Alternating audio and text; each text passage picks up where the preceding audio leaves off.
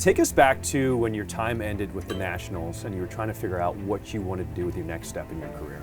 With the Nationals, I was always kind of that fifth starter, and hopefully that he gets through 5 and we can move on to the bullpen. When you're let go of your job for not performing well, it was scary as well as a wake-up call.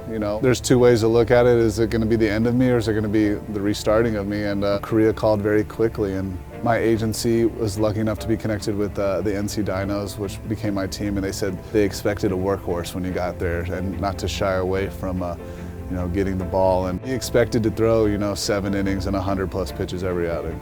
But that's what Korea did for me. I was back to being the #1 starter and somebody that they counted on. I feel like it lit a fire in me and reminded me of maybe the guy I was in college and felt like a bulldog again.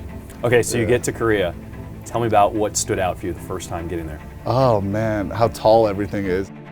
You're looking for something, but you don't realize it's on like the 6th floor of a building.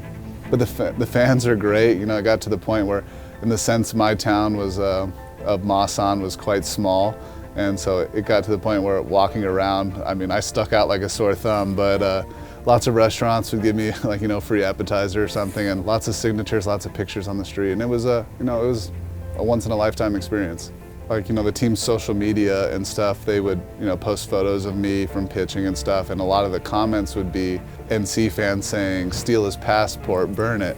And that became like the running joke. Every time I'd pitch and have a good one, somebody would comment like, "Steal his passport," to get lots of likes. And so we just thought their All-Star game is a little more of a show than a game. You play, but everybody has acts, they dress up, and we ended up deciding, why don't we pretend to burn my passport? My media team did a great job. They got like flash paper and pretended to make it look like an American passport. I think the fans ate it up, and it was fun. It was a good time, and it was a great experience.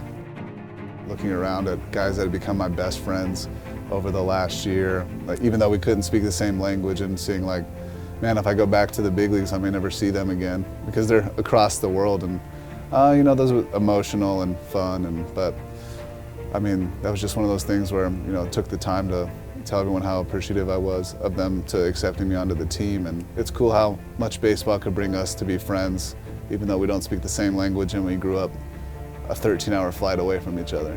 I'll always be an NC fan, and I'm thankful for Korea, the country, and what they did for me.